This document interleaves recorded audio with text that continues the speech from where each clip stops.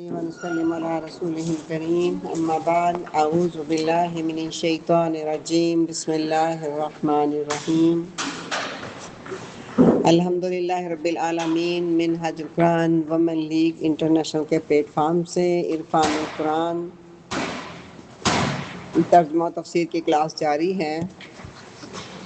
آج ہم بفضل تعالیٰ پارہ نمبر 18 سورہ النور سورۃ النور شروع کریں گے۔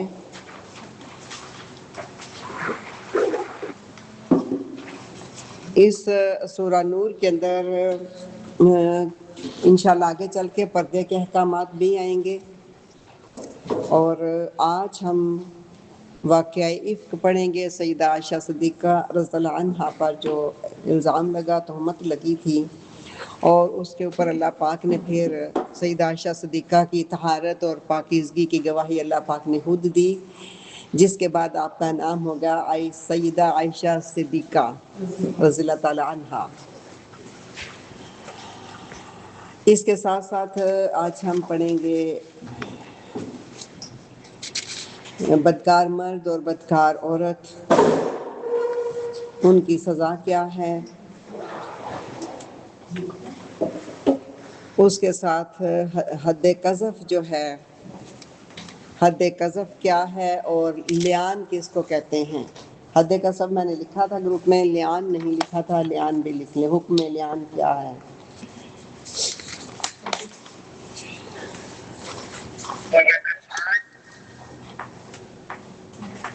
بسم اللہ الرحمن الرحیم۔ جو خواتین فیس بک پہ جانا چاہتی ہیں وہ فیس بک پہ چلی جائیں۔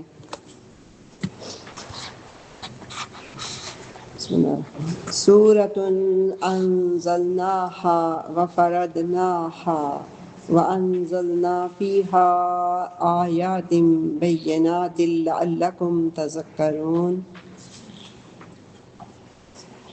سورۃ، یہ ایک عظیم سورت ہے۔ باقی بھی تو ساری صورتیں ہیں نا، تو اللہ پاک نے اس کو الگ سے فرمایا سورۃ، یہ ایک عظیم صورت ہے۔ انزلناہا، جسے ہم نے نازل کیا ہے، وفرضناہا، اور اس کے احکامات جو اس کے اندر آ رہے ہیں احکامات، ان کو ہم نے فرض کر دیا ہے۔ وانزلنا فیہا آیات بینات، اور اس کے اندر ہم نے بینات، واضح آیات، آیتیں، واضح آیتیں نازل فرمائی ہیں، یعنی ان کو کوئی شک و شبہ نہیں، ان آیتوں کے اندر کوئی ایمبیگویٹی نہیں، کوئی نان کلیئرٹی نہیں، کلیئر واضح احکامات ان کے اندر موجود ہیں۔ کس لیے نازل فرمائی؟ لعلکم تذکرون، تاکہ تم نصیحت حاصل کرو۔ اب سب سے پہلے یہ جو دوسری آیت ہے جو میں پڑھنے لگی ہوں، اس میں بدکار مرد اور بدکار عورت کی سزا کیا ہے۔ آپ اپنے ساتھ نوٹ ساتھ ساتھ لکھتے جائیں۔ نمبر 1 لکھیں، بدکار مرد اور بدکار عورت کی سزا کیا ہے۔ پھر آگے لکھیں گے ہم کہ ان کی ثبوت، کیا ثبوت ہو ان کے پاس، ان کے لیے ثبوت کیسے اکٹھا کیا جائے گا، یہ ساری چیزیں پھر ساتھ ساتھ ہم نوٹس میں لکھتے رہیں گے۔ نوٹس والی نوٹ بک اپنے سامنے رکھیں۔ الزانیۃ والزانی فاجلدوا کل واحد منہما مئۃ جلدۃ ولا تأخذکم بہما رأفۃ فی دین اللہ ان کنتم تؤمنون باللہ والیوم الآخر ولیشہد عذابہما طائفۃ من المؤمنین۔ الزانیۃ والزانی، زانیۃ تا کا لفظ آ گیا، یہ عورت کے لیے آتا ہے۔ بدکار عورت، والزانی، اور بدکار مرد، اگر یہ غیر شادی شدہ ہوں، بیچلر ہوں، اور بدکاری ثابت ہو جائے، فجلدوا کل واحد منہما، تو ان دونوں میں سے، ان دونوں میں سے، کل واحد، ہر ایک کو، کیا کرو؟ فجلدو مئۃ جلدہ، فجلدو کوڑے مارو، کتنے؟ مئۃ جلدہ، مئۃ 100، جلدہ کوڑے، 100 کوڑے مارو۔ قبلہ حضور نے بریکٹ کے اندر لکھا شرائط حد کے ساتھ جرم زنا کے ثابت ہو جانے پر، اگر جرم ثابت ہو جائے پھر کوڑے مارے جائیں گے۔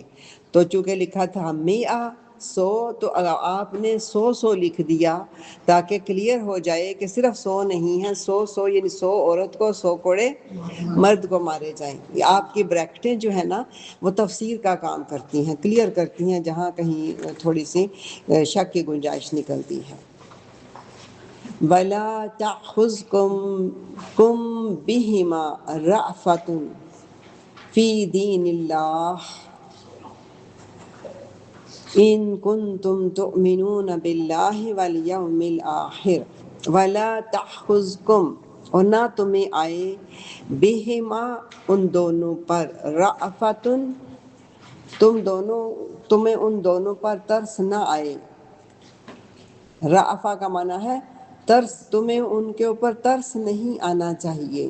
فی دین اللہ، اللہ کے دین کے حکم کے اجراء میں، اللہ کا دین نہیں بلکہ اللہ کے دین کا جو حکم ہے، یہ بریکٹ پڑھیں گے ہم پوری، اللہ کے دین کے حکم کے جاری کر دینے میں، جو حکم ہوا اس کو جب جاری کر دیا گیا تو حکم کے جاری کر دینے میں تمہیں ذرا بھی ان پر ترس نہیں آنا چاہیے۔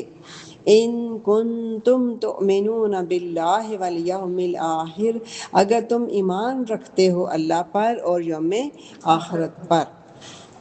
وَلْيَشْهَدْ عَذَابَهُمَا طَائِفَةٌ مِّنَ الْمُؤْمِنِينَ، وَلْيَشْهَدْ اور شاہد ہو، موجود ہو۔ یشہد کا معنی کیا ہے؟ شاہد کا معنی ہوتا ہے گواہ، یعنی جو موجود، واقعے پہ موجود سے کہتے ہیں گواہ۔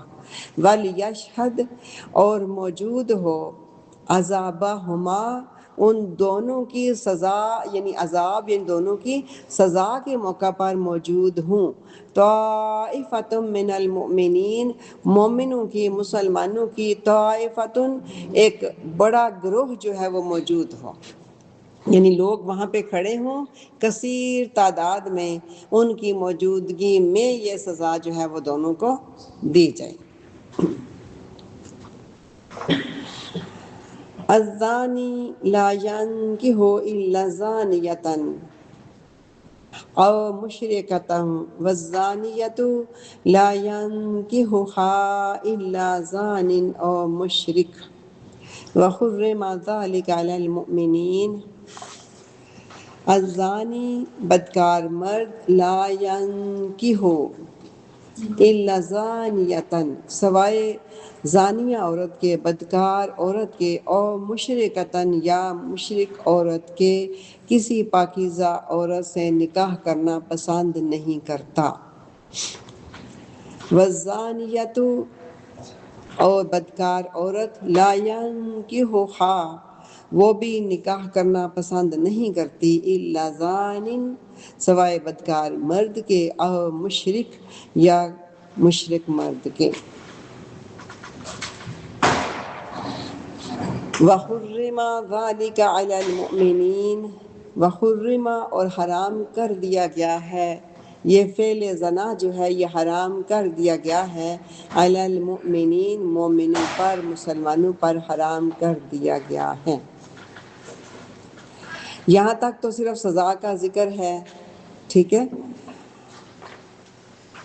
اب یہاں چونکہ وہ دوسرا ذکر نہیں آیا تو قبلہ حضور نے وہیں پہ جب ہم نے اوپر پڑھا 100 کوڑے مارو، جبکہ شادی شدہ مرد اور عورت کی بدکاری پر سزا رجم ہے۔ آپ نے اضافی جملہ وہاں پہ لکھا، پہلی اوپر لائن جائیں نا، واپس آیت نمبر 2 پہ جائیں، 100 کوڑے مارے جائیں کس کو؟ جو بیچلر لڑکا لڑکی ہو، جب کنوارا مرد اور کنواری عورت ہو، اس کو مارے جائیں 100 کوڑے۔ تو چونکہ یہاں پہ آگے ذکر نہیں آیا تو چونکہ ریلیویٹ تھا یہاں کے ساتھ، ریلیشن تھا اس کا یہاں کے ساتھ، اس لیے قبلہ حضور نے آگے لی وہ جملہ ایڈ کر دیا، وہ آیت ایڈ کر دی کہ اگر شادی شدہ ہوں تو ان کی سزا کیا ہے؟ رجم ہے۔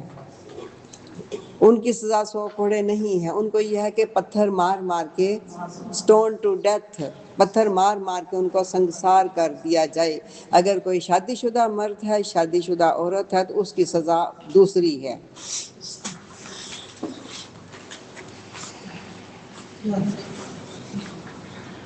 آگے ہم پڑھیں گے کہ ان کے لیے جو ہے وہ گواہ کتنے چاہیے۔ والذین یرمون المحصنات، اور جو لوگ یرمون تہمت لگائیں، محصناتی، محسن کہتے ہیں پاک دامن عورت کو، پاک دامن عورتوں پر اگر کوئی لوگ تہمت لگائیں، کون سی تہمت؟ وہی جو اوپر بات ہو رہی ہے نا، وہی تہمت ہے، بدکاری کی تہمت لگائیں۔ ثم لم یأتوا بأربعۃ شہداء، ثم لم یأتوا، پھر نہ لے کے آئیں، بأربعۃ، 4، ربع مین 4، شہداء، 4 گواہ اگر نہ لے کے آئیں، تو پتہ چلتا ہے کہ 4 گواہ ہونا ضروری ہے۔ اس سزا دینے کے لیے 4 گواہ ضروری ہیں۔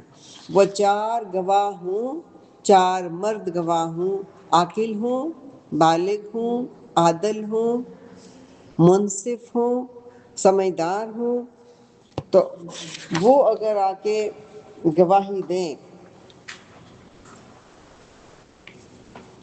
تو پھر جو یہ اس کے اوپر حد جو ہے وہ لگائی جائے گی۔ مسلمان ہوں، عاقل ہوں، بالغ ہوں، عادل ہوں اور آزاد ہوں، یعنی غلام نہ ہو کسی کا، غلام کو تو مالک مجبور کر سکتا ہے نا، آزاد لوگ ہوں، ان کی گواہی بس قبول کی جائے گی۔ وہ آ کے گواہی دیں 4 مرد کہ ہم نے یہ فعل زنا کرتے ہوئے انہیں دیکھا ہے اپنی آنکھوں سے۔ اگر 4 مرد گواہی دیں گے تو یہ حد جاری کی جائے گی۔ اسلام نے صرف حد جاری کرنے کا نہیں کہا، کتنی احتیاط رکھی ہے۔ ایسے ہی کہ اٹھ کے الزام لگا دے کسی کے اوپر، تہمت لگا دے، تو صبح اٹھ کے اس کے اوپر حد جاری نہیں کی جائے گی۔ اس سے پتہ چلتا ہے کہ اسلام سزا دینا نہیں چاہتا۔ سزا کس کو دے گا؟ جو اتنا ہی بے حیا ہو گیا ہے کہ اس کو 4 لوگوں نے بے حیائی کرتے ہوئے دیکھا ہے۔ جب دیکھ لیا تو پھر اسلام اتنا بھی وہ بغیرت تو نہیں نا پسند کرتا کہ اتنی ہی کھلم کھلا کسی نے وہ بدکاری شروع کر دی ہو کہ 4 لوگ اس کو تک لیں، گواہ بھی موجود ہوں اور گواہی دیں بھی، پھر بھی اس پہ حد جاری نہ کی جائے۔ 2 طریقے ہیں، یا تو وہ خود اقرار کر لے اپنی زبان سے، کوئی گواہ نہ ہو، وہ خود آ کے کہہ دے۔ اور ایسا ہوتا رہا آقا علیہ الصلوۃ والسلام کے حیات مبارکہ میں، لوگ آتے تھے آپ کے پاس، آ کے خود اقرار کرتے تھے کہ ہمارے اوپر حد جاری کر دے، ہم سے گناہ سرزد ہو گیا ہے۔ تو اگر وہ خود اقرار کر لے یا 4 گواہ آئیں، اور وہ کون سے؟ عام لوگ نہ ہوں، منصف لوگ ہوں، عادل ہوں، مسلمان ہوں، عاقل ہوں، آزاد ہوں، منصف لوگ ہوں، انصاف پسند لوگ ہوں، پتہ چلے کہ یہ واقعی بندہ انصاف کی اور عدل کی بات کر رہا ہے، سچی بات کر رہا ہے، اس کی گواہی کو قبول کیا جائے گا۔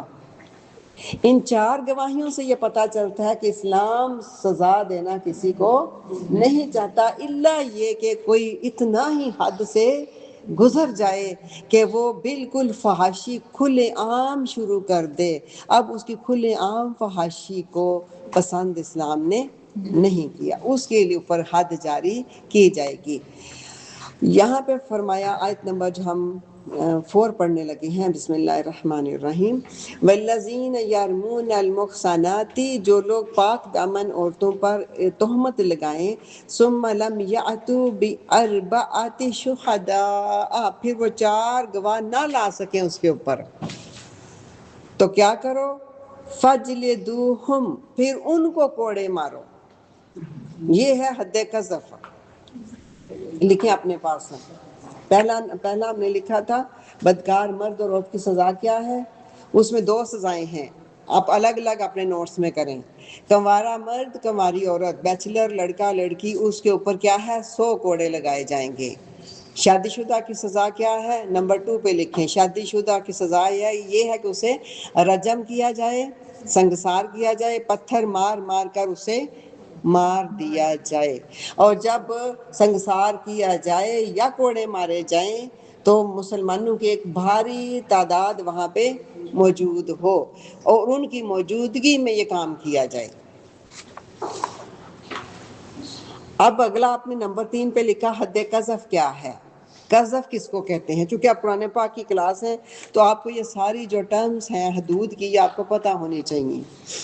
حد قذف یہ ہے کہ اگر کسی نے کسی عورت پہ تہمت لگائی ہے کہ میں نے یہ بدکار عورت ہے، اب اس کو چاہیے کہ 4 گواہ لے کے آئے کہ یہ 4 گواہ ہیں جنہوں نے اس کو بدکاری کرتے ہوئے دیکھا ہے، تو اگر وہ گواہ پیش نہ کر سکے تو پھر کیا کریں؟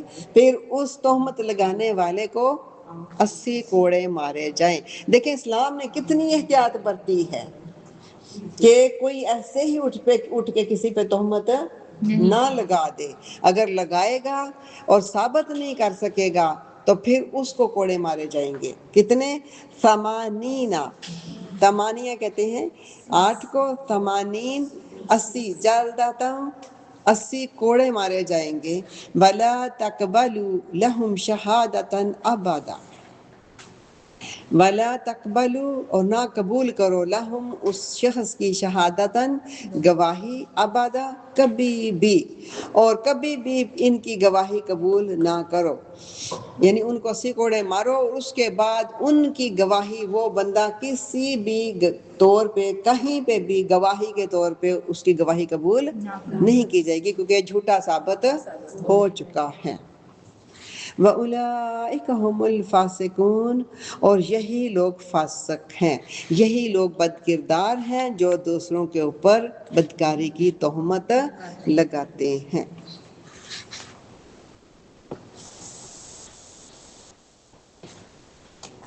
إِلَّا الَّذِينَ تَابُوا مِن بَعْدِ ذَلِكَ وَأَصْلَحُوا فَإِنَّ اللَّهَ غَفُورٌ رَحِيمٌ۔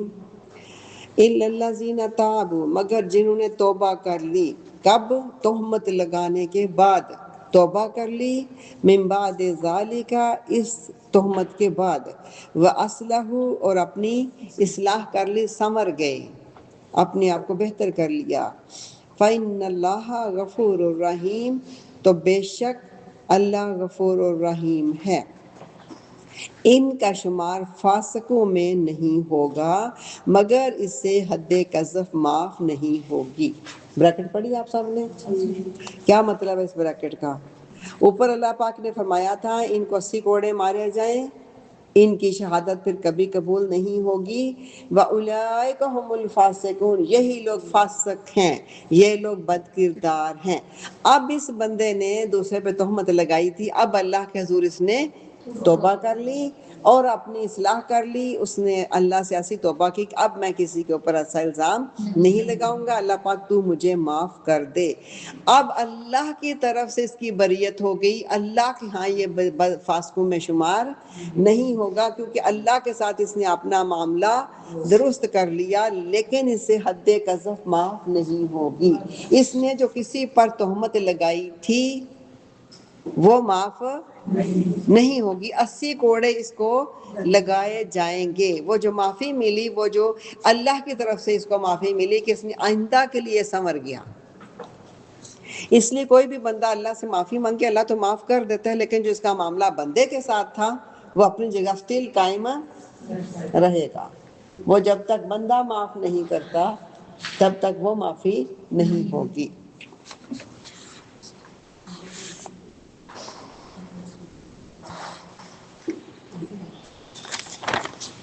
وَالَّذِينَ يَرْمُونَ أَزْوَاجَهُمْ یہ حکم لیان شروع ہو گیا ہے، لکھیں حکم لیان، لام عین الف آ نون، یہ آیت نمبر 6 میں ہے۔ حکم لیان، حد قذف کس کس کو سمجھ آئی ہے؟ کوئی ڈیفائن کر سکے گا حد قذف؟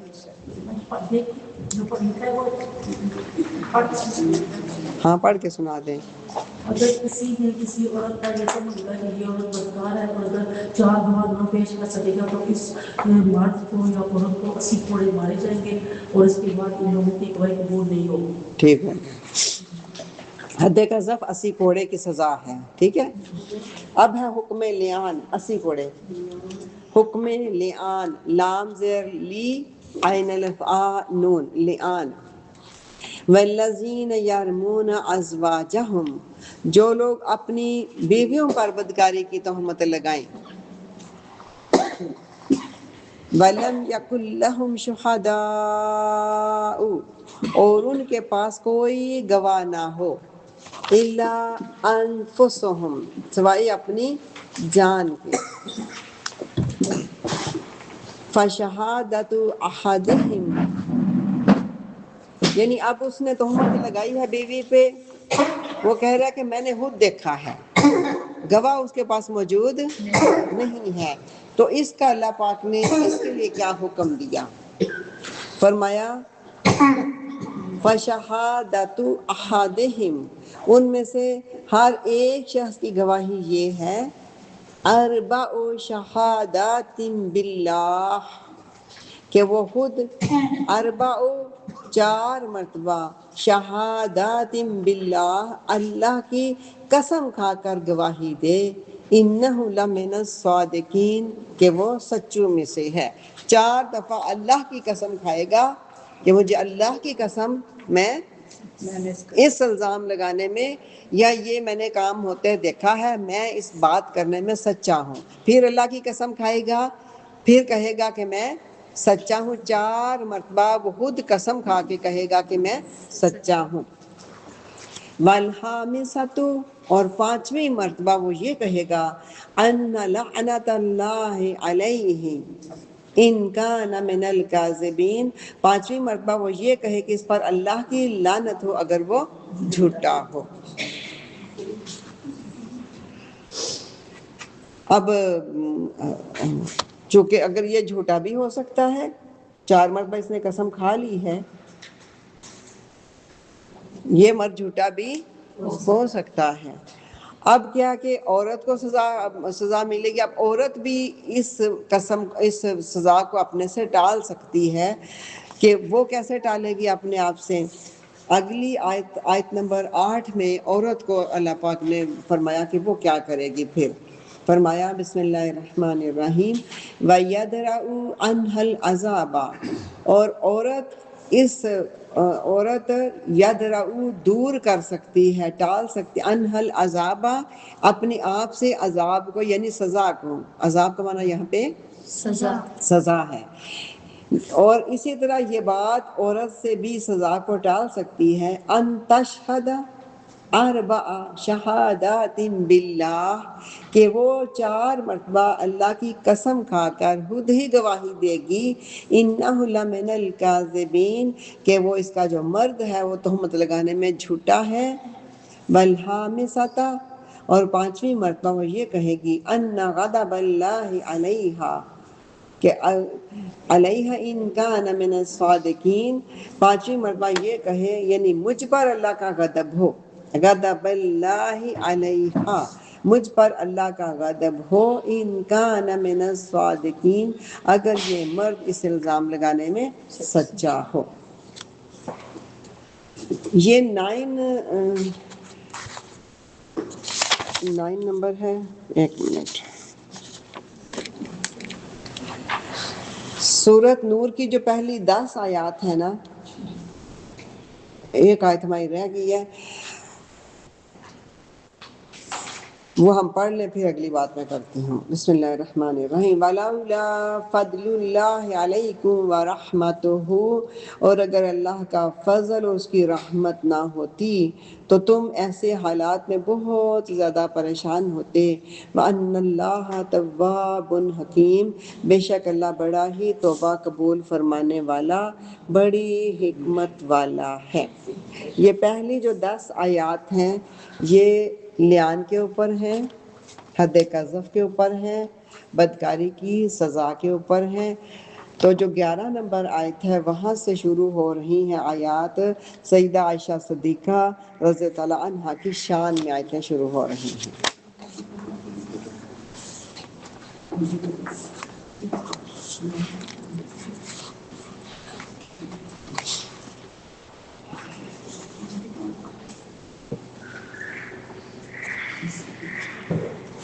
اب اس میں یہ نہیں کسی کو کہا گیا کہ تو اگر تم سے گناہ ہو جائے تو تم جا کے خود ہی بتا دو کہ میں نے گناہ سرزد مجھ سے ہو گیا ہے، یہ نہیں کہا گیا۔ فرمایا اگر کوئی اس کے اوپر الزام لگائے تو وہ 4 گواہ لے کے آئے، ٹھیک ہے۔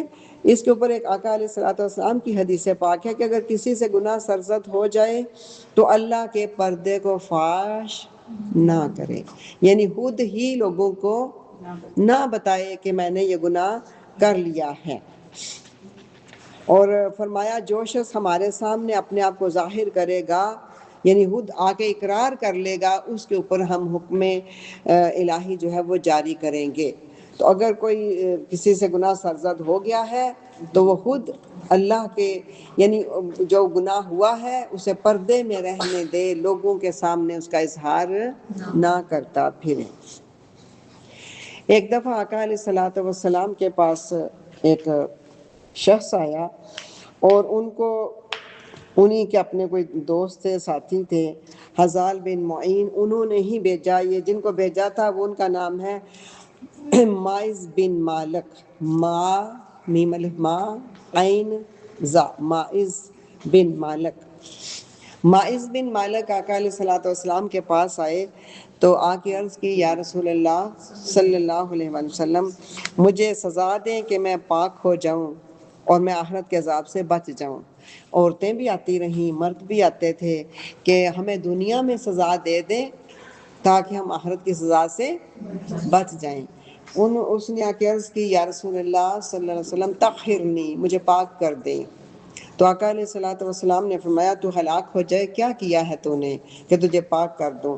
جا کے اللہ سے معافی مانگو، اللہ تمہیں معاف کر دے گا۔ وہ پھر پلٹے، پھر عرض کی یا رسول اللہ صلی اللہ علیہ وسلم طہرنی، مجھے پاک کر دیں۔ تو آقا علیہ الصلوۃ والسلام نے پھر جب وہ پلٹے تو پھر آقا علیہ الصلوۃ والسلام نے صحابہ سے پوچھا یہ پاگل تو نہیں ہو گیا؟ پتا کرو یہ پاگل تو نہیں ہے کہ میں نے اسے کہا ہے جاؤ چلے جاؤ۔ آپ سزا نہیں دینا چاہتے تھے، آپ کی طبیعت مبارکہ نہیں چاہتی تھی کہ آپ اس کو سزا دیں، آپ نے کہا جاؤ چلے جاؤ، اللہ سے جا کے بخشش مانگو، اللہ تعالیٰ تمہیں معاف فرما دے گا۔ وہ پھر پلٹ کے آ گیا طہرنی، مجھے یا رسول اللہ صلی اللہ علیہ وسلم پاک کر دیں، میں آخرت کی سزا سے بچ جاؤں۔ تو جب آقا علیہ الصلوۃ والسلام نے پوچھا صحابہ سے یہ پاگل تو نہیں ہے؟ تو صحابہ نے پھر کہا کہ نہیں یہ پاگل تو نہیں ہے، ہوش و حواس میں ہے۔ پھر آقا علیہ الصلوۃ والسلام نے جب اس نے پھر کہا یا رسول اللہ صلی اللہ علیہ وسلم طہرنی، مجھے پاک کر دیں، تو آپ نے پوچھا اس نے شراب تو نہیں پی ہوئی؟ یعنی یہ اپنے ہوش میں ہی نہیں ہے، شاید شراب پی رکھی ہے، اس لیے پھر مرنے کو تیار ہے نا، مرنے کے لیے آیا ہے، یعنی کہہ رہا ہے کہ میرے اوپر حد جاری کر دیں، مجھے سنگسار کر دیں۔ تو کوئی چاہتا ہے کہ مجھے پتھر مار مار کے مار دیا جائے؟ تو یہ اس نے کہیں شراب تو نہیں پی ہوئی؟ پھر صحابہ نے ان کا منہ سونگا تو سونگ کے کہا کہ نہیں یا رسول اللہ صلی اللہ علیہ وسلم اس نے شراب نہیں پی ہوئی ہے۔ پھر جب چوتھی مرتبہ اس نے پھر کہا یا رسول اللہ صلی اللہ علیہ وسلم طہرنی، مجھے پاک کر دیں، تو چونکہ آپ حاکم وقت تھے، حاکم وقت کے پاس جب ایک شکایت پہنچ جاتی ہے تو اس نے پھر حد جاری کرنی اس کی مجبوری بن جاتی ہے۔ تو آقا علیہ الصلوۃ والسلام نے پھر حد جاری کروائی، ان کو پھر سنسار کیا گیا، پتھر مار مار کے ان کو پھر رجم کر دیا گیا۔ پھر جس نے ان کو بھیجا تھا ان کا نام ہے حذال بن معین۔ آقا علیہ الصلوۃ والسلام نے پھر ان سے فرمایا، یہ جملہ بڑا غور طلب ہے، آقا علیہ الصلوۃ والسلام نے فرمایا اگر تو اسے کپڑے میں ڈھانپ لیتا تو تیرے لیے بہتر ہوتا، یعنی اگر تجھے پتہ چل ہی گیا تھا اس کے جرم کا تو میرے پاس نہ بھیجتا، تیرا بھائی تھا تو اس کے پردے اس کو ڈھانپ دیتا، یعنی اس کی عیب کو چھپا دیتا، میرے تک نہ پہنچاتا۔ فرمایا نا پچھلی آیت میں جو ہم تک پہنچائے گا پھر ہمارے لیے حکم الہی کا اجرا کرنا ضروری ہو جائے گا۔ تو فرمایا اگر کوئی گناہ سرزد ہو جائے تو اسے اللہ کے پردے کو فاش نہ کرو۔ تو اسے کہا کیا فرمایا، اگر تو اپنے بھائی کو ڈھانپ لیتا تو تیرے لیے بہتر ہوتا، یعنی اگر پتہ چل جائے کسی کی گناہوں کا تو چاہیے کہ اس کو ستر ستر پوشی کر دیں، پردہ پوشی کر دیں۔ اگر کوئی بندہ کسی کا دنیا میں پردہ پوشی کرتا ہے تو قیامت کے دن اللہ تعالیٰ اس کے گناہوں کی ستر پوشی کر دے گا، اللہ تعالیٰ اس کے گناہوں کے اوپر پردہ ڈال دے گا۔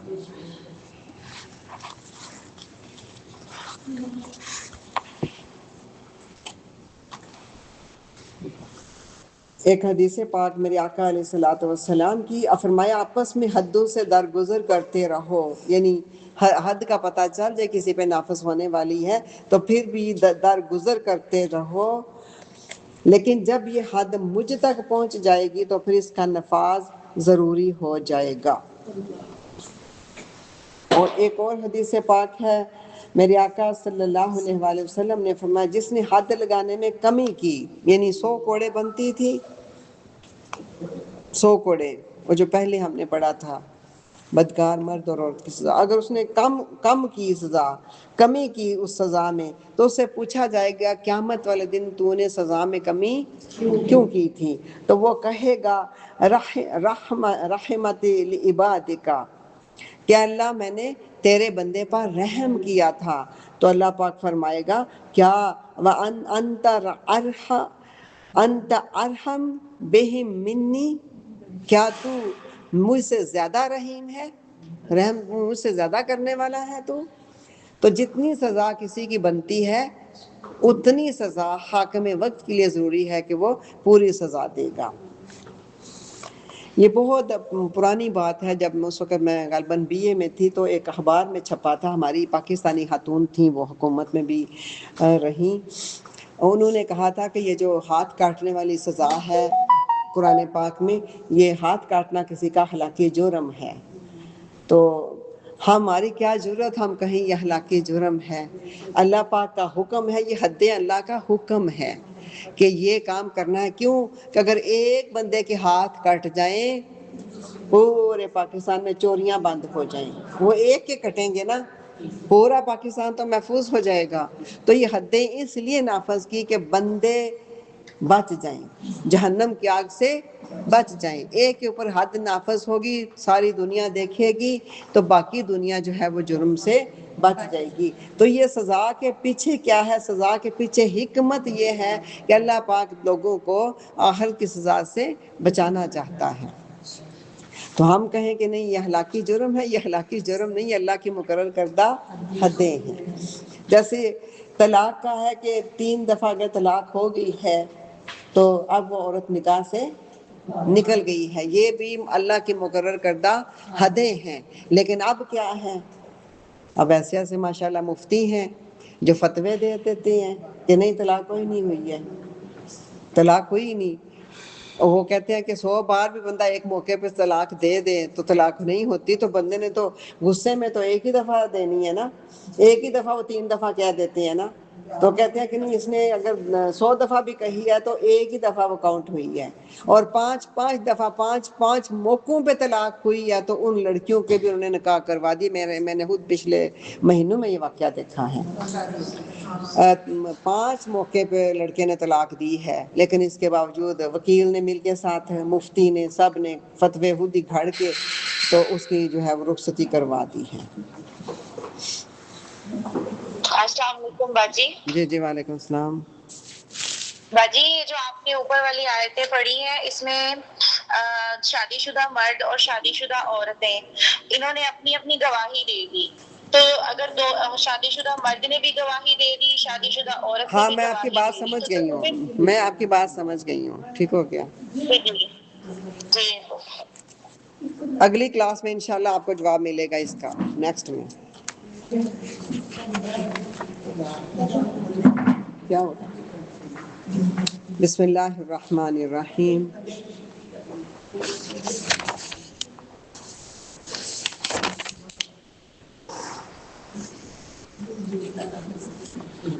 یہ ایک ہم نے آیت نمبر 3 پڑھی ہے، اس کا جواب انشاءاللہ نیکسٹ کلاس میں، چونکہ اس کی مزید ایلیبوریشن آ رہی ہے، اگلی آگے آیات آ رہی ہیں تو تب ہی جا کے ان کا جواب انشاءاللہ آپ کو ملے گا، اور ایک جو دونوں نے قسمیں کھائی تھی اس کا جواب انشاءاللہ اگلی کلاس میں آئے گا۔ چلیں جی اب ہم چلتے ہیں سیدہ عائشہ صدیقہ رضی اللہ عنہا عنہا کے جو واقعہ جو ہے واقعہ عفق، اس کو بند کر دیں ریکارڈ۔ بسم اللہ الرحمن الرحیم۔ ایک خاتون آقا علیہ الصلوۃ والسلام کے دور مبارک میں آقا علیہ الصلوۃ والسلام کے پاس آئی اور اس نے آ کے کہا کہ یا رسول اللہ صلی اللہ علیہ وسلم، مجھ سے گناہ سرزد ہو گیا ہے۔ وہ پریگننٹ تھی اس وقت، تو مجھ پہ حد جاری فرما دیں۔ تو آقا علیہ الصلوۃ والسلام نے فرمایا کہ جب یہ بچہ تمہارا پیدا ہو جائے پھر تم میرے پاس آنا۔ یعنی آپ یہ نہیں چاہتے کہ جو دنیا میں آنے والا بچہ ہے وہ بھی سزا کا شکار ہو جائے۔ آپ وَمَا أَرْسَلْنَاكَ إِلَّا رَحْمَةً لِّلْعَالَمِينَ۔ پھر وہ عورت بچہ پیدا ہوا تو بچہ لے کے آئی، تو اس نے کہا یا رسول اللہ صلی اللہ علیہ وسلم، بچہ پیدا ہو گیا ہے، اب مجھ پہ حد جاری فرما دیں۔ تو آقا علیہ الصلوۃ والسلام کو اب اس چھوٹے بچے کا کتنا خیال ہے کہ یہ دودھ کیسے پیے گا۔ آقا علیہ الصلوۃ والسلام نے فرمایا 2 سال تک تم اس کو دودھ پلاؤ، جب اس کا دودھ چھوٹ جائے تو پھر تم آنا، پھر تم پہ حد جاری کر دی جائے گی۔ 2 سال گزر گئے۔ 2 سال گزرنے کے بعد وہ عورت پھر بیبی کو لے کے آئی، اس کے ہاتھ میں روٹی کا ٹکڑا تھا بچے کے ہاتھ میں۔ وہ کہتے ہیں یا رسول اللہ صلی اللہ علیہ وآلہ وسلم، اب یہ دودھ اس نے چھوڑ دیا ہے اور اب یہ روٹی کھانے لگ گیا ہے، تو اب آپ میرے اوپر حد جاری فرما دیں۔ گناہ تو ہو گیا تھا لیکن سچے لوگ کتنے تھے، وہ کتنے سچے لوگ تھے کہ وہ چاہتے تھے کہ دنیا میں ہی ہم پہ حد جاری آقا علیہ الصلوۃ والسلام فرما دیں تو دنیا میں ہی ہمارا کفارہ ادا ہو جائے اور ہم آخرت کے عذاب سے بچ جائیں۔ تو یہ جو حضرت معاذ بن مالک رضی اللہ عنہ کی صبح ان کا کوئی مالک آیا، ان کا جو والی وارث تھا سزا کے، اگلے دن آیا تو انہوں نے آ کے معاذ بن مالک کے بارے میں پوچھا کہ وہ کہاں ہے سزا کے بعد، ڈیڈ باڈی کدھر ہے؟ تو مجمع میں سے ایک شخص نے اٹھ کے کہا ہاں یہ اس خبیث شخص کا پوچھنے کے لیے آیا ہے، کیونکہ وہ گناہ کیا تھا، انہوں نے آ کے اعتراف کیا۔ تو کسی مجمع میں سے صحابہ ہی تھے، سارے صحابی بنے، وہ آقا علیہ الصلوۃ والسلام کا دیدار کر کے وہ صحابی بنے نا۔ ان کی وجہ جو بنی، ان کے مقام اور مرتبے کی وہ وجہ یہ بنی کہ انہوں نے آقا علیہ الصلوۃ والسلام کو حالت ایمان میں دیکھا تھا۔ تو انہوں نے کہا کہ وہ خبیث شخص کے بارے میں پوچھ رہا ہے، تو آقا علیہ الصلوۃ والسلام نے منع فرمایا اسے حبیث مت کہو۔ معاذ بن مالک نے ایسی توبہ کی ہے، اگر ان کی توبہ کو پوری امت پر تقسیم کر دیا جائے تو پوری امت کی بخشش ہو جائے۔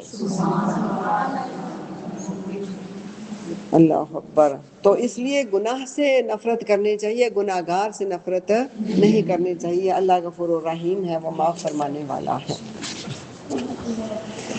چلیں جی، اب ہم چلتے ہیں واقعہ اچھا لکھیں آیات نمبر سورہ نور کی جو آیت نمبر 11 ہے، 11 سے لے کے 26 تک کا۔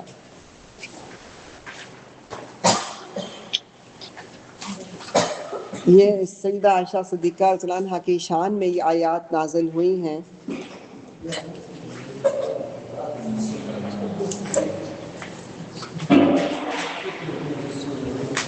الرحیم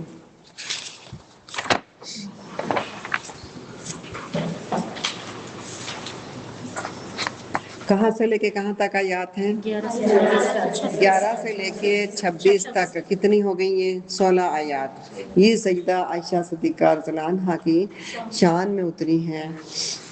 یہ واقعہ افک لکھیں، واقعہ افک، الف کے نیچے زیر آئے گی، آگے فا، آگے کاف، افک، واقعہ افک۔ افک کے معنی کیا ہیں؟ افک کے معنی ہیں جھوٹ گھڑ لینا، تو فیبریکیٹ، لائے، جھوٹ گھڑنا، یعنی جس کا سرے سے کوئی وجود ہی بات کا نہ ہو، پوری کی پوری بات کو گھڑ لیا جائے، اسے کہتے ہیں افک۔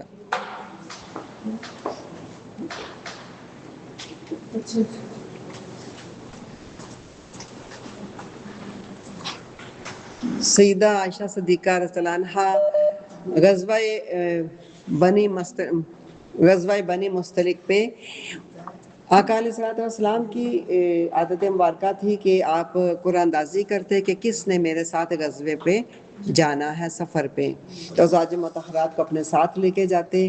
تو غزوہ بنی مستلق میں سیدہ عائشہ صدیقہ رضی اللہ عنہا کے نام کا قرآن نکلا، یا آقا علیہ الصلوۃ والسلام کے ساتھ ہم سفر ہوئیں۔ غزوہ جب ہو چکا تو واپس جب لوٹ رہے تھے تو سیدہ عائشہ صدیقہ رضی اللہ عنہا، چونکہ ان دنوں میں ٹوائلٹ وغیرہ نہیں تھے، تو وہ تھوڑی دیر کے لیے باہر کی طرف گئیں رفع حاجت کے لیے، اور جب وہ واپس آئیں تو قافلہ جا چکا تھا، کیونکہ جس وہ ہودج، وہ اونٹ کے اوپر نا وہ ہودج بنی ہوتی تھی، جیسے وہ آج کل ڈلیوری بوائے آتے ہیں نا تو وہ سائیکل کے اوپر پڑی ہوتی ہے، تو بڑی بڑی ہودج اونٹ کے اوپر رکھی جاتی تھیں، ان کے اندر وہ خواتین بیٹھتی تھیں۔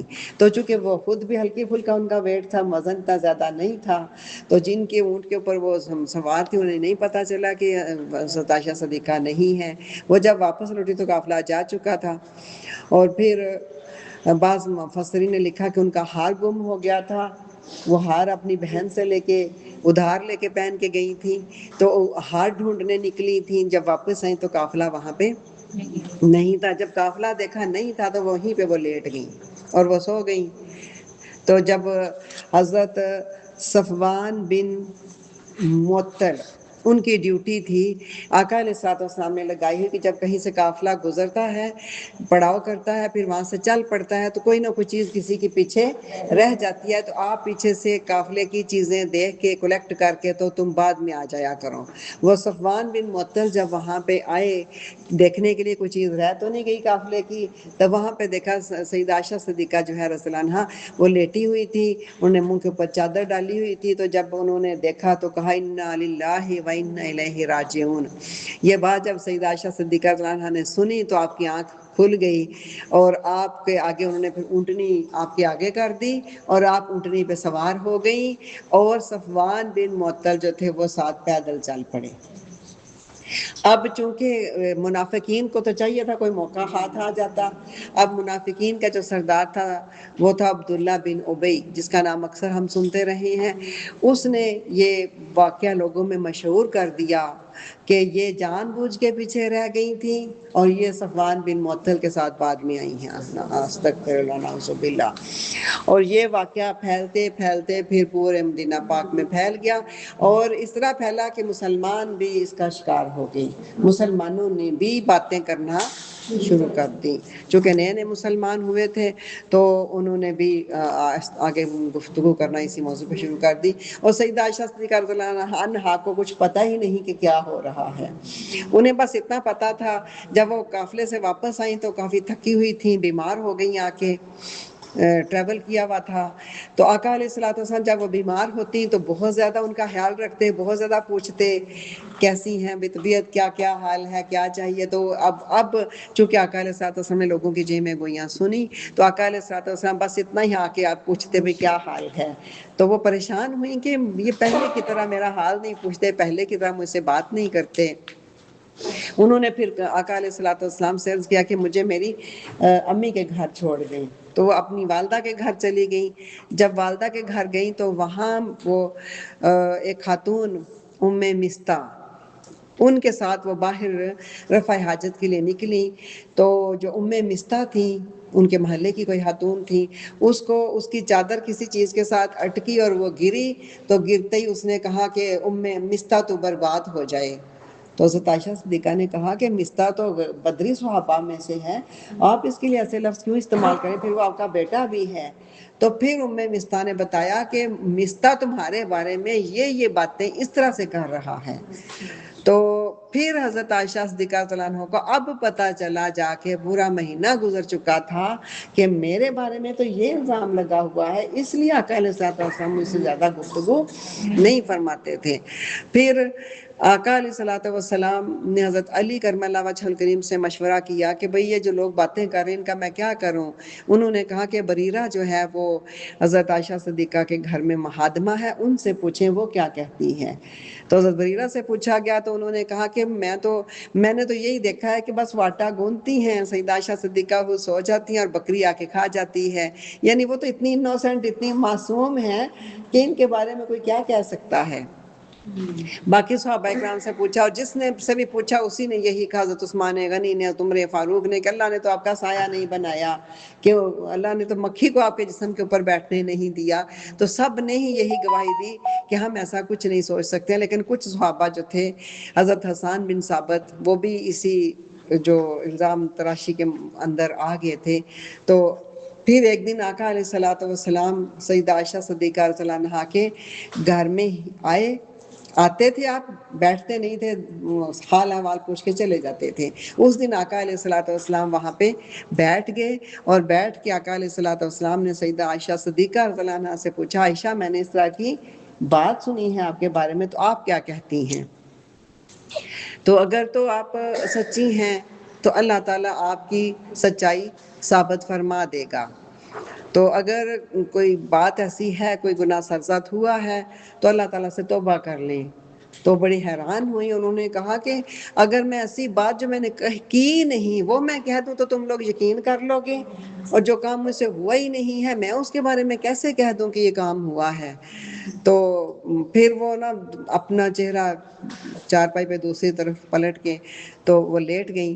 انہوں نے پھر اپنی والدہ سے کہا کہ آپ آقا علیہ الصلوۃ والسلام کا جواب دیں، بات کا جواب دیں. لیکن چونکہ وہ نبی مکرم صلی اللہ علیہ وآلہ وسلم تھے، ماں نے کہا کہ میں کیسے ان کی بات کا جواب دے سکتی ہوں.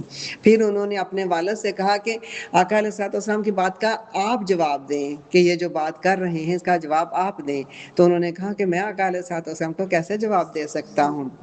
تو انہوں نے پھر کہا کہ میں تو اللہ سے ہی پھر انہوں نے وہ پڑھا جو حضرت یوسف علیہ السلام کے والد نے پڑھا تھا. انہوں نے کہا میں تو پھر اللہ سے یہی دعا کرتی ہوں، فصبر جمیل. وہ پوری آیت پڑھی انہوں نے کہ اللہ ہی پھر صبر جمیل دینے والا ہے. وہ پوری آیت انہوں نے حضرت عائشہ صدیقہ نے پڑھی کہ پھر اللہ ہی مدد کرنے والا ہے، اللہ ہی صبر دینے والا ہے مجھے. فرماتی ہیں ابھی آقا علیہ الصلوۃ والسلام ہمارے گھر میں بیٹھے ہوئے ہی تھے کہ آپ کے وحی کا نزول شروع ہوا. آپ کے پسینے کے قطرے آپ کے چہرے اقدس پہ نمودار ہوئے. سخت سردی میں بھی جب وحی اترتی تو آپ کے چہرہ مبارک پہ پسینے کے قطرے نمودار ہو جاتے. فرماتی ہیں جب وہ آثار وحی کے ختم ہوئے تو آقا علیہ الصلوۃ والسلام ہم مسکرا رہے تھے. آپ نے فرمایا عائشہ اللہ پاک نے خود تیری گواہی دے دی ہے، تو اللہ کے ہاں سچی ہے. تو اللہ پاک کی حکمتیں ہوتی ہیں کہ اللہ پاک کیا حکمتیں تھی اس کے اندر وہ اللہ ہی بہتر جانتا ہے. پھر آپ کی والدہ نے کہا عائشہ اٹھو اور آقا علیہ الصلوۃ والسلام کا شکریہ ادا کرو. تو انہوں نے کہا کہ میں کسی کا شکریہ ادا نہیں کروں گی، کیونکہ وہ ایک لاڈلی بیوی بھی تھی. تو انہوں نے کہا میں صرف اللہ کا شکر ادا کروں گی جس نے میری گواہی سچائی کی دی ہے.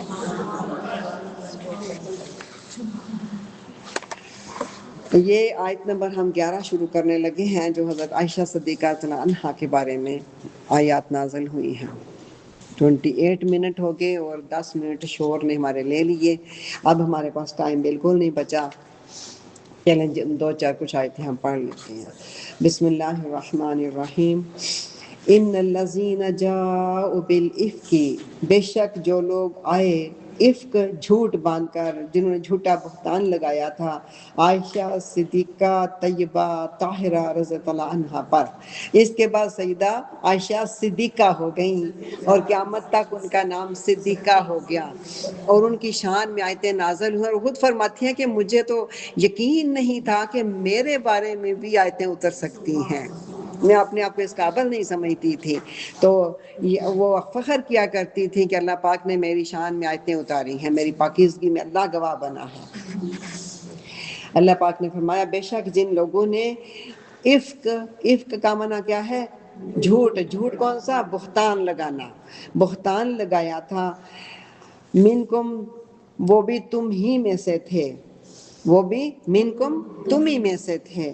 لا تحسبوہ شر لکم، لا تحسبوہ حسب من گمان کرنا، تم اسے شر لکم اپنے حق میں برا گمان مت کرو. یعنی جو کچھ یہ واقعہ ہوا اس کو اپنے حق میں برا نہ سمجھو، بل ہوا خیر لکم، بلکہ یہ تمہارے حق میں بہتر ہو گیا ہے. کیوں بہتر ہوا؟ کہ پھر اس کے بعد احکامات اترے تو مسلمانوں کو ہمیشہ کے لیے احکامات مل گئی. فرمایا تمہارے لیے اچھا ہو گیا.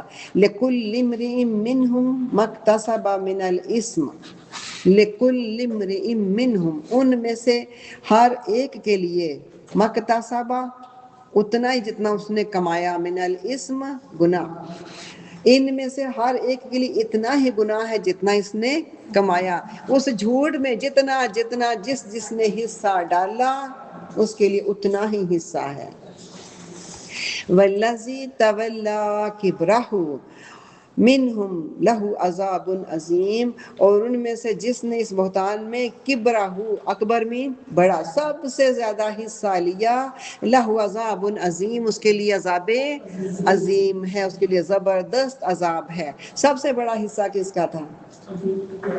عبداللہ بن ابی کا، کیونکہ بہتان اس نے باندھا تھا، باقی لوگ تو پھر اس میں شریک ہوتے گئے. تو جس نے جتنا جتنا گناہ کمایا اس نے اتنا اتنا کما لیا، اور جس نے سب سے زیادہ گناہ کمایا اس کے لیے عذاب عظیم ہے. اللہ پاک نے بڑی پیاری بات فرمائی، فرمایا لولا اذ سمعتموہ ظن المؤمنون والمؤمنات بانفسہم خیرا وقالوا ھذا افک مبین. لولا اذ سمعتموہ، ایسا کیوں نہ ہوا، اذ سمعتموہ جب تم نے سنی تھی یہ بات، ظن المؤمنون والمؤمنات یہ بہتان سنا تھا تو مومن مرد اور مومن عورتیں بانفسہم اپنوں ہی کے بارے میں خیرا نیک گمان کر لیتے. مومن جو عورتیں تھے، مومن مرد تھے، مسلمان مرد تھے، مسلمان عورتیں تھیں، وہ اپنوں کے بارے میں یعنی سیدہ عائشہ صدیقہ کے بارے میں اچھا گمان کیوں نہ کیا. وہ بقالو اور کہہ دیتے ھذا افک مبین، یہ تو کھلا بہتان ہے. یہ کیوں نہیں کہہ دیا تھا جب سنا تھا؟ تو کہہ دیتے یہ کھلا بہتان ہے. کیوں اس کے اندر پڑھتے گے اور کیوں زبانوں سے باتیں کرتے گے؟ لولا جاءوا علیہ باربعۃ شہداء، یہ افطرا پرداز لوگ اس طوفان پر باربعۃ شہداء 4 گواہ کیوں نہیں لے کے آئے؟ اچھا پیچھے ہم نے پڑھا یہ ان کے حق میں بہتر ہو گیا، اسے برا گمان نہ کرو بلکہ یہ تمہارے حق میں بہتر ہو گیا. یہاں سٹار آیا ہے، سٹار کو ہم سائڈ پہ جا کے پڑھیں گے. جبکہ تمہیں اسی حوالے سے احکام شریعت مل گئے ہیں، احکام شریعت ملے تو یہ واقعہ افک جو ہے مسلمانوں کے لیے برا نہ ہوا بلکہ اچھا ہو گیا. اور سیدہ طیبہ طاہرہ کی پاک دامنی کا گواہ خود اللہ بن گیا، جس سے سیدہ عائشہ صدیقہ کی شان کا بھی سب کو علم ہو گیا. تم نے کیوں نہ کہا یہ کھلا بہتان ہے، اور کیوں نہ اس طوفان کے اوپر، اس افطرا پردازی کے اوپر 4 گواہ کیوں نہ لائے. فَإِذْ لَمْ يَأْتُوا بِالشُّهَدَاءِ پھر جب تم گواہ نہ لے کے آئے، فَأُولَٰئِکَ عِندَ اللَّهِ هُمُ الْكَاذِبُونَ تو اللہ کے نزدیک یہی جھوٹے لوگ ہیں. تو پھر اللہ پاک نے احکامات نازل کیے کہ اگر کسی پر کوئی بہتان لگائے تو کیا کرے؟ 4 گواہ پیش کرے. اگر 4 گواہ وہ پیش نہ کر سکے تو کیا ہو؟ پھر اس کو 80 کوڑے مارے جائیں. اس لیے فرمایا لا تحسبوہ شرا لکم، یہ واقعہ افک کو تم برا نہ سمجھو کہ نبی کی بیوی پر الزام کیوں لگا تھا، اس کو برا نہ جانو، بلکہ بل هو خیر لکم، بلکہ تمہارے لیے اچھا ہو گیا ہے کہ تمہیں احکام شریعت مل گئے ہیں. سیدہ عائشہ صدیقہ رضی اللہ عنہا کی شان بھی اجاگر ہو گئی ہے. ولولا فضل اللہ علیکم ورحمتہ فی الدنیا والآخرۃ لمسکم فیما افدتم فیہ عذاب عظیم. ولولا فضل اللہ علیکم ورحمتہ، اگر اللہ کی رحمت اس کا فضل نہ تم پہ ہوتا، لمسکم فیما افدتم، تو جس تہمت کے چرچے میں تم پڑ گئے تھے، فی ما افدتم، جس بات میں تم پڑ گئے تھے، لمسکم، تو تمہیں ضرور چھو جاتا، عذاب عظیم، تمہیں زبردست عذاب پہنچتا، کیونکہ تم نے نبی کی بیوی پر الزام لگایا تھا۔ اگر اللہ کی رحمت تمہیں تھام نہ لیتی، اس کا فضل تمہیں تھام نہ لیتا، تو جو کچھ تم کر رہے تھے، جس چرچے میں تم پڑ گئے تھے الزام تراشی میں، تو تمہیں زبردست عذاب پہنچتا۔ اِذْ تَلَقَّوْنَهُ بِأَلْسِنَتِكُمْ وَتَقُولُونَ بِأَفْوَاهِكُمْ مَا لَيْسَ لَكُمْ بِهِ عِلْمٌ وَتَحْسَبُونَهُ هَيِّنًا وَهُوَ عِندَ اللَّهِ عَظِيمٌ۔ اِذْ تَلَقَّوْنَهُ، اللقاء کے معنی ہوتے ہیں لینا، ذکر کرنا، زبان پہ لانا۔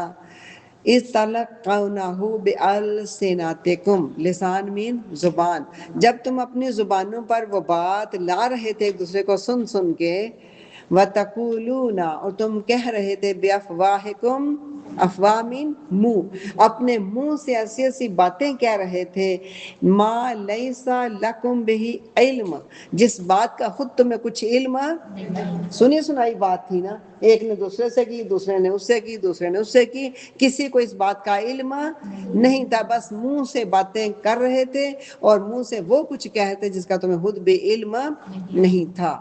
وَتَحْسَبُونَهُ هَيِّنًا، اور تم اس سے بڑا، ہین کہتے ہیں لائٹ چیز کو، معمولی چیز کو، تحسبونہ، تم گمان کر رہے تھے یہ بڑی معمولی بات تم کر رہے ہو، یعنی اتنی بڑی تم تہمت لگا رہے نبی کی بیوی پر، اور تمہارے نزدیک یہ بہت ہی ہینہ، ہلکی سی بات تھی، معمولی سی بات تھی۔ وَهُوَ عِندَ اللَّهِ عَظِيمٌ، اللہ کے نزدیک تو بہت بڑی یہ جسارت ہو رہی تھی، بہت بڑی جرت ہو رہی تھی۔ وَلَوْلَا إِذْ سَمِعْتُمُوهُ قُلْتُمْ مَا يَكُونُ لَنَا أَن نَّتَكَلَّمَ بِهَٰذَا سُبْحَانَكَ هَٰذَا بُهْتَانٌ عَظِيمٌ يَعِظُكُمُ اللَّهُ أَن تَعُودُوا لِمِثْلِهِ أَبَدًا إِن كُنتُم مُّؤْمِنِينَ۔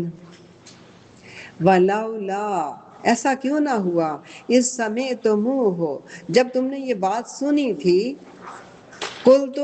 تم کہہ دیتے، ما یکون لنا، ہمارے لیے یہ مناسب نہیں ہے، ان نتکلم بہذا، کہ ہم اس بات کو زبان پہ لائیں، ہمیں یہ زیب نہیں دیتا کہ ہم اس بات کو زبان پہ لائیں، اور تم کہہ دیتے سبحانک، بلکہ یہ کہتے کہ اللہ تو پاک ہے، کس بات سے، کہ اے اللہ تو اس بات سے پاک ہے کہ ایسی عورت کو جو نیک نہ ہو اپنے حبیب کی بیوی محبوب زوجہ بنا دے، اے اللہ تو اس بات سے پاک ہے۔